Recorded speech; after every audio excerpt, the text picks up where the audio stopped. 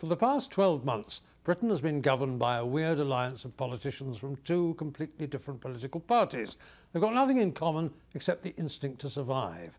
Our Conservative Party is a little bit like your Republicans. It thinks it has a divine right to run the country, and it prefers life to stay very much the same. Our Liberal Democrat Party vaguely resembles your Democrats. It's mad keen on reform.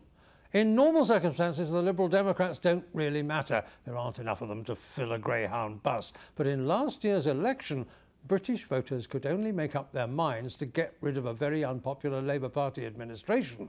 The Conservatives failed to win outright, and the only way they could get into Downing Street was to do a deal with the Liberal Democrats. And so a coalition was born, and both sides wanted us to believe that it's all been absolutely terrific, totally constructive and very, very friendly indeed.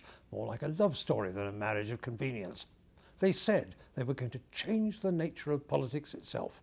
Were they? Heck. We have just emerged from a bizarre political event. The Liberal Democrats insisted, as part of the coalition, that there would have to be a referendum to change our voting system to a system that would favour them.